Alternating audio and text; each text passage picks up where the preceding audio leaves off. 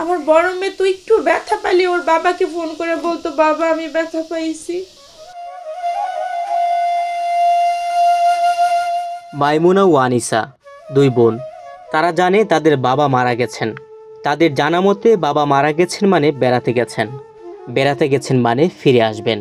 বাবা তাদের জন্য চকলেট আর মজার মজার খাবার নিয়ে ফিরে আসবেন, তাদের নাম ধরে আবার ডাক দিবেন। এরকম ভেবেই প্রতি রাতে ঘুমাতে যায় এই দুই বোন। বলছিলাম জুলাই গণ আন্দোলনে শহীদ হওয়া নিহত সাংবাদিক মেহেদীর দুই কন্যা সন্তানের কথা।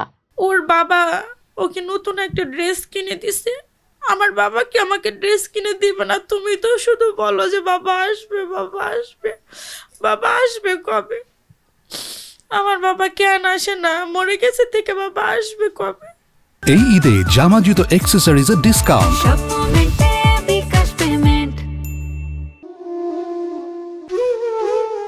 রমজানের শুরু থেকে ঈদের আনন্দ বইত সাংবাদিক মেহেদীর পরিবারে।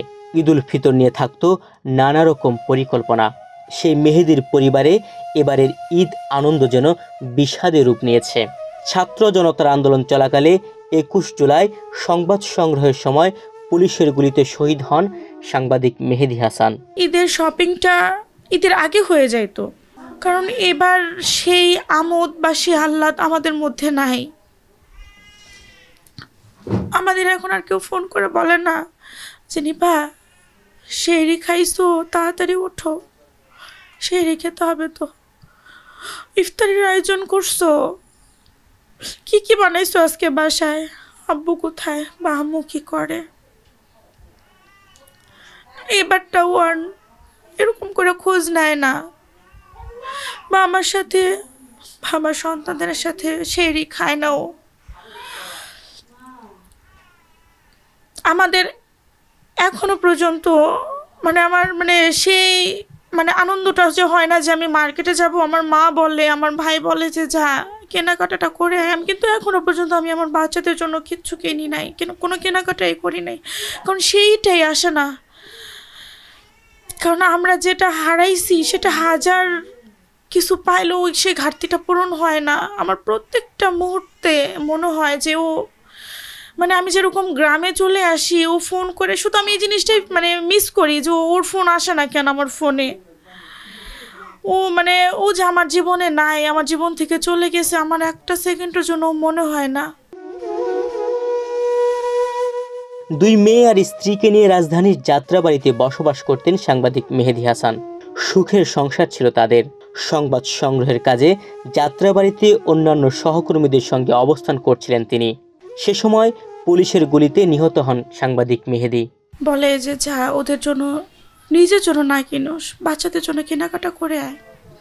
কিন্তু আমার মধ্যে এখন ওই এটা ঈদ যে একটা আনন্দ, আগে যেরকম কেনাকাটা করা বাজারঘাট করা, ওই এটা এখন আর নাই। তো ইচ্ছে করে না যে মার্কেটে যাই বা কিছু একটা কিনে নিয়ে আসি।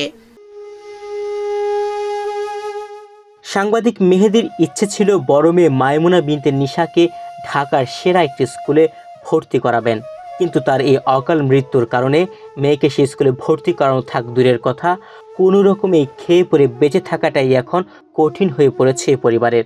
ওর বাবার আদরটা তো আমি আর আমার সন্তানদের দিতে পারবো না। আমি চেষ্টা করি ও যেভাবে আমার সন্তানকে আগলায় রাখতো, দেখে রাখতো, আমি সেভাবে চেষ্টা করি আমার মেয়েদের করে রাখার জন্য।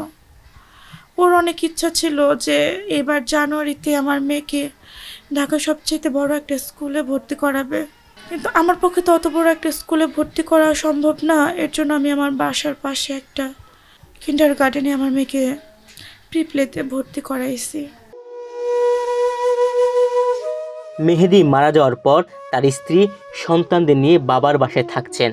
মেয়েদের ভবিষ্যতের কথা চিন্তা করে ও সংসারের ব্যয়ভার চালানোর জন্য একটি চাকুরির জন্য সরকারের কাছে আকুল আবেদন জানিয়েছেন শহীদ সাংবাদিক মেহেদী হাসানের স্ত্রী।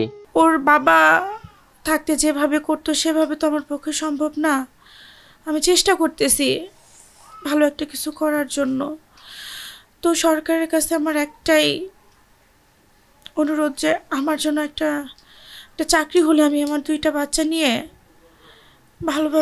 ভালোভাবে তো আমার জীবনে আর হবে না, কারণ ভালো থাকার দিন শেষ, কারণ পুরো পৃথিবীটাও যদি আমার নামে লিখে দেয় আমি ভালো থাকতে পারবো না। শহীদ মেহেদী হাসানের স্ত্রী সবসময় তার 2 অবুঝ শিশুকে সান্ত্বনা দেন, বলেন, তোমাদের বাবা যদি না আসে আমরাই একদিন তোমাদের বাবার কাছে যাব। ও তো একটা কথাই বলে যে বাবা মারা গেছে মানে হয়তো কোথাও বেড়াইতে গেছে আবার চলে আসবে। তখন আমি বলি যে বাবা চলে আসবে, আমরাও বাবার কাছে যাব, সেটা আখিরাতে। একটু ধৈর্য ধরতে হবে তোমাকে, আমরা বাবার কাছে যাব আজ নয় কাল। তোমাকে নামাজ পড়তে হবে, আল্লাহর রাস্তায় থাকতে হবে। আমরা যদি আল্লাহর রাস্তায় থাকি তাহলে আমরা আবার বাবার সাথে দেখা করতে পারবো, বাবার ওখানে যেতে পারবো। তুহিন ভুঁইয়া, বাংলাদেশ প্রতিদিন।